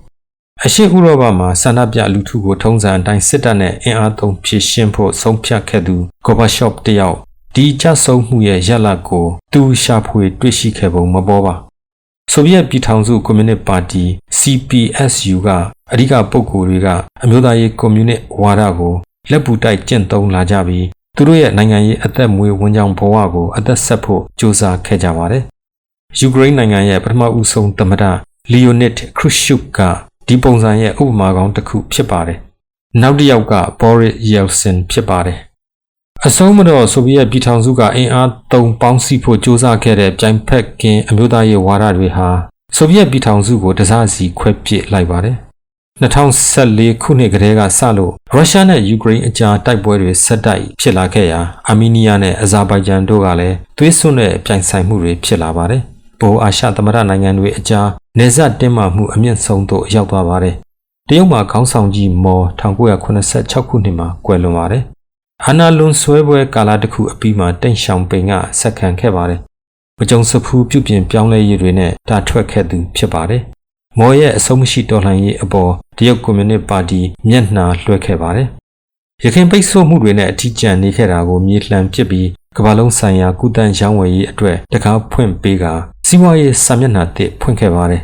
။မော်အလွန်ကာလမော်ဝါဒီတွေအားလုံး တရုတ်ပြည်ကိုဆင်းရဲတွင်ကလွတ်မြောက်ရေးတစ်ခုတည်းကိုအာရုံစိုက်ခဲ့ကြပါတယ်။တရုတ်ပြည်စီးပွားရေးစနစ်ကကျေးလက်ဒေသစုပေါင်းစနစ်ကနေနိုင်ငံတော်ကထိန်းချုပ်ကွပ်ကဲတဲ့အရင်ရှင်ဈေးကွက်စီးပွားရေးစနစ်တို့ကငယ်ကွေ့သွားခဲ့ပါတယ်။မော်အလွန်တရုတ်နိုင်ငံရေးနဲ့စီးပွားရေးစနစ်ကိုအခုအခါတရုတ်နီးတရုတ်ဟန်ဆိုရှယ်လစ်စနစ်လိုတရားဝင်ပြောင်းလဲခေါ်ဝေါ်နေကြပါပြီ။စီးပွားရေးလွတ်လပ်ခွင့်ကိုနိုင်ငံရေးလွတ်လပ်ခွင့်ဒီမိုကရေစီအသွင်ကူးပြောင်းရေးနဲ့စီးခြားထားပါတယ်။ TMN ရင်ပြင်မှာပြတ်သားအစုလိုက်အပြုံလိုက်တပ်ဖြတ်ခဲ့တာကတက်သေးဖြစ်ပါတယ်။ PRC ဟာတအူးဆံမိုင်းတပါတီနိုင်ငံရေးစနစ်အပေါ်တည်ရှိနေပါတယ်။တရုတ်နိုင်ငံရဲ့နိုင်ငံရေးအသုံးအနှုန်းတွေထဲမြို့ချစ်ဝါဒလက္ခဏာတွေပေါ်လောပါဝင်နေပါတယ်။ဒါအပြင်နိုင်ငံရဲ့လူဦးရေအင်အားနဲ့စီးပွားရေးအင်အားက1989ခုနှစ်နောက်ပိုင်းကစလို့ကမ္ဘာကြီးကိုအမေရိကန်ကဥဆောင်မှုပေးနေတဲ့ဆိုတဲ့အမေရိကန်အသာစီးရမှုကိုအကြီးမားဆုံးစိန်ခေါ်နေသူကတရုတ်ဖြစ်လာခဲ့ပါတယ်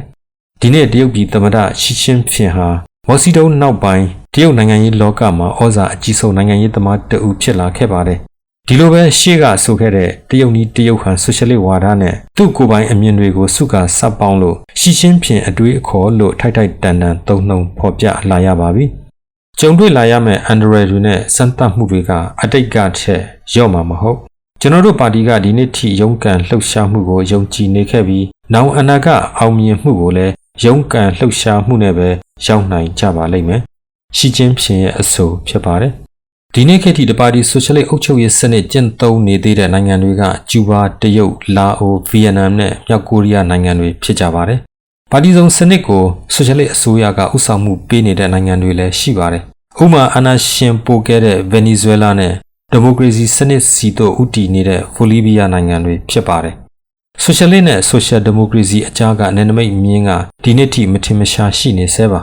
ဥပမာဘရာဇီးမှာမကြသေးခင်ကပြန်လဲအနိုင်ရလာတဲ့သမ္မတလူစစ်လူလာဒါစီဗာကတက်သေးကောင်းတစ်ခုဖြစ်ပါတယ်အမေရိကန်ပြည်ထောင်စုကလောလောလတ်နိုင်ငံရေးကမ်ပိန်းတစ်ခုမှာဘာနီစင်တာကသူ့ကိုယ်သူဒီမိုကရက်တစ်ဆိုရှယ်လစ်လို့သုံးနှုန်းဖော်ပြသွားတာအစဉ်အလာအရဆိုရှယ်လစ်ဆိုရင်အကြောက်အကန်ဆန့်ကျင်ကန့်ကွက်တဲ့နိုင်ငံတစ်ခုမှာဒီစကလုံးအသုံးနှုန်းမျိုးကြံနေသေးတာတော်ယုံချစ်ချင်းမြတ်တာနဲ့မဟုတ်တော့ဘူးလို့သုံးသပ်လိုပါတယ်ဆိုရှယ်လစ်ဝါဒထွန်းကားလာခဲ့တာကမ္ဘာတလွှားကလူအဖွဲ့အစည်းတွေအတွက်တွေးစရာလေးတွေဖြစ်စေခဲ့ပါတယ်ဆိုရှယ်လစ်စံတွေကိုသူတို့လိုချင်တဲ့ပုံစံနဲ့ညှိယူခြင်းအပြင်အတွေးအခေါ်အယူအဆတွေနဲ့ပေါင်းစပ်ခြင်းအခြားအတွေးအခေါ်အယူအဆတွေနဲ့ပေါင်းစပ်ခြင်းသို့မဟုတ်ဆန့်ကျင်ခြင်းဖြစ်ပါတယ်ဟိုရှီမင်းကဆိုရှယ်လစ်အရင်အမာကြီးတဦးဖြစ်ပါတယ်စီမန်ဘူဘွားကဆိုရှယ်လစ်နဲ့အိဋ္ဌိယဝါဒီတဦးဖြစ်ပါတယ်ဒီမှာစီမန်ဘူဘွားလိုပဲအတန်ထွက်သွားပါမယ်စလုံးပေါင်းတပ်ပုံအမှန်ကိုဗီဒီယိုထဲပြထားပါတယ်စီမန်ဘူဘွားလိုအတန်ထွက်ရတာကဒီအတန်ထွက်ကမြန်မာစာဖတ်ပရိသတ်နဲ့မစိမ့်တော့ပါဒီဆီယာမက The Second Sex ကိုရေးခဲ့တဲ့စာရေးဆီယာမဖြစ်ပါတယ်ဆရာမြတ်တန်းတင့်ကမိမတို့အကြောင်းဆိုပြီးဘာသာပြန်ထားပါတယ်ဆရာပြန်ဆိုချက်တွေပြောင်မြောက်လွန်းလို့အလွန်ဖတ်ကောင်းတဲ့စာအုပ်တစ်အုပ်ဖြစ်ပါတယ်အိဋ္ဌိယဝါဒနဲ့ဆိုရှယ်လစ်ဝါဒအလွယ်ကလေးပေါင်းစပ်နိုင်ပါတယ်ဆိုလိုတာကအိဋ္ဌိယဝါဒီတွေကကြားမှလိန်အရာအစင်လာထွန်းကားနေခဲ့တဲ့လူမှုရေးအတားအဆီးတွေကိုဖြိုခွင်းပစ်ချင်တဲ့သဘောဖြစ်ပါတယ်ဆိုရှယ်လစ်တွေဆိုတာကလည်းလူဒန်းစားအရာထွန်းကားနေခဲ့တဲ့လူမှုရေးအတားအဆီးတွေကိုဖြိုခွင်းဖို့အားထုတ်ကြတာဖြစ်ပါတယ်ဒီလူမှုရေးအတားအဆီးတွေဆိုတာကအခြေခံအားဖြင့်တူညီတဲ့သို့မဟုတ်အလားတူဆင်ခြင်တွေးခေါ်မှုစနစ်ကိုအခြေခံတဲ့အုပ်ချုပ်ရေးစနစ်တွေနဲ့ဖွဲ့စည်းထားလေရှိပါတယ်ဒါကြောင့်ဒီအတားအဆီးတွေကိုဖြိုခွင်းပစ်ချင်သူတယောက်ဖို့နှစ်ခုစလုံးကိုတပြိုင်နက်ဖယ်ရှားပစ်ဖို့ရည်မှန်းချက်ချလိုက်တာကပိုလွယ်ပါတယ်လူမှုရေးစနစ်တစ်ခုနဲ့မတူညီတဲ့စီးပွားရေးစနစ်တစ်ခုရဲ့အောင်မြင်မှုကြောင့်အမျိုးသမီးလွတ်မြောက်ရေးဖြစ်လာနိုင်တယ်လို့ Marx ဝါဒီတယောက်ဖြစ်တဲ့ကျမဒီလိုပဲမြင်တယ်လို့ Alexandra Kollontai ကဆိုခဲ့ပါတယ်မင်းမဲ့ဝါဒကသူ့တဘာဝအလျောက်နှီးမျိုးစုံနဲ့ဆိုရှယ်လစ်ဝါဒနဲ့မဟာမိတ်ဖြစ်နေပါတယ်သို့တော့ဒီနှစ်ခုကိုတီးခြားအုပ်စုနှစ်ခုလို့ရှုမြင်ရတာကသွေးဆိုးတွေဘလောက်ရှိနေတယ်ဆိုတာပြသဖို့ဖြစ်နေပါတယ်ဆိုရှယ်လစ်နဲ့မင်းမဲ့တွေအကြားကပထမအဆုံးနိုင်ငံတကာညှင်းခုန်မှုတွေမုန်တိုင်းထန်ခဲ့ပုံ1920ခုနှစ်ကယူကရိန်းနဲ့1930ခုနှစ်မှာကက်တလိုနီးယားတို့မှာသွေးစွန်းခဲ့ကြတဲ့စစ်မြေပြင်တွေကတက်သေးဖြစ်ပါတယ်ဘယ်လိုဆိုရှယ်လစ်တွေကိုအထူးသဖြင့်အာဏာရှင်ဆန့်ကျင်ရေးအကြောင်းတွေကမင်းမဲ့ဝါဒီတွေနဲ့နှိုင်းယှဉ်ပါကမူဝါဒရေးရာသဘောကွဲမှုအလွန်အမင်းနည်းပါပါတယ်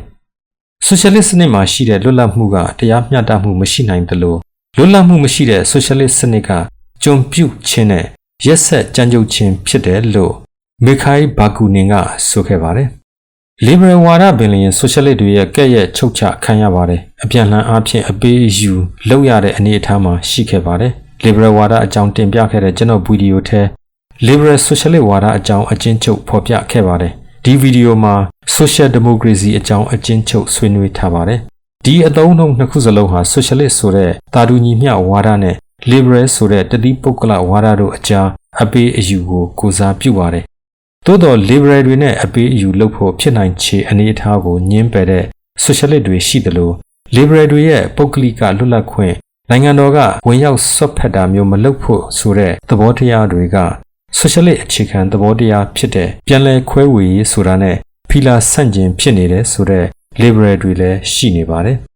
ပုဂ္ဂလိကလွတ်လပ်ခွင့်ကိုအာမခံပေးရုံနဲ့ Socialist လူအဖွဲ့အစည်းက Democrat လူအဖွဲ့အစည်းဖြစ်မသွားနိုင်ဘူး။ Milton Friedman ရဲ့အဆိုဖြစ်ပါတယ်။ Liberal ရောမေးမဲ့ဝါဒီတွေရော Socialist တွေနဲ့အငင်းခုန်တွေရှိကောင်းရှိနိုင်ပါတယ်။သို့တော့ Conservative တွေရန်လိုပုံကခြားနာတဲ့အဆင့်တစ်ခုဖြစ်ပါတယ်။ Theory အရာဖြစ်ဖြစ်လက်တွေ့အရာဖြစ်ဖြစ် Conservative ဝါဒရဲ့အဓိကအချက်ကလူမှုရေးကွဲပြားခြားနာမှုကိုခုခံကာကွယ်နေတာဖြစ်ပါတယ်။ကိုယ့်အကြောင်းနဲ့ကိုယ်ရှေးဘဝကံကြောင့်ဖြစ်နေတာသူတို့မှာတာဝန်မရှိဘူးဆိုတဲ့သဘောမျိုးကျွန်တော်တင်ပြထားတဲ့ Conservative ဝါဒဗီဒီယိုထဲရှင်းခဲ့ပါတယ်။ပြန်ကြည့်ကြစေလိုပါတယ်။ဒီပြင် Conservative တွေဆိုတာ Socialist တွေရဲ့လောကီရေးရာအမြင်တွေနဲ့ဖျားမဲ့တွေရဲ့အမြင်တွေကိုအလွန်အမင်းဆန့်ကျင်ကန့်ကွက်တတ်ကြတဲ့ဘာသာရေးသမားတွေစာရေးဆရာတွေဖြစ်လေရှိပါတယ်